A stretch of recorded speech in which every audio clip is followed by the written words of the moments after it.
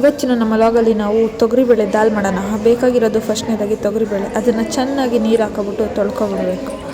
ಅದಾದಮೇಲೆ ನಮ್ಮ ಕಡಲೆಬೇಳೆಯವ್ರನ್ನೂ ಕೂಡ ಕರ್ಸೋಣ ಇದರೊಳಕ್ಕೆ, ಎರಡು ಕಾಂಬಿನೇಷನ್ ಚೆನ್ನಾಗಾಗುತ್ತೆ ಅಂತ. ಆದಮೇಲೆ ಕುಕ್ಕರ್ಗೆ ಅದನ್ನು ಎರಡನ್ನೂ ತೊಳೆದು ಹಾಕ್ಕೊಂಡು ಒಂದು ಟೊಮೆಟೊ ಹಾಕಿ ಸ್ವಲ್ಪ ನೀರು ಹಾಕಬೇಕು.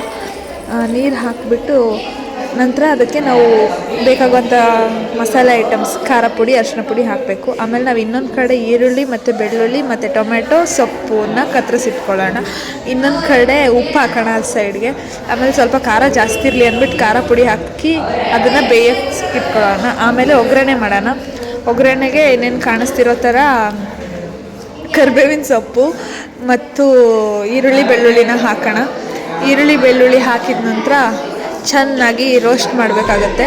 ಯಾವ ರೇಂಜಿಗೆ ರೋಸ್ಟ್ ಮಾಡಬೇಕಂತಂದರೆ ಈರುಳ್ಳಿ ಬೆಳ್ಳುಳ್ಳಿಗೆ ತಮ್ಮ ಜೀವನದ ಮೇಲೆ ಜಿಗುಪ್ಸೆ ಬಂದುಬಿಡ್ಬೇಕು, ಯಾಕಾದರೂ ಇವ್ರ ಮನೆಗೆ ಸಿಕ್ಕೋದ್ನೋ ಅಂತ. ಆ ರೇಂಜಲ್ಲಿ ರೋಸ್ಟ್ ಮಾಡಬೇಕು. ಅದಾದಮೇಲೆ ಕಟ್ ಮಾಡಿಟ್ಟಂಥ ಕೊತ್ತಂಬರಿ ಸೊಪ್ಪನ್ನ ಹಾಕೋಣ.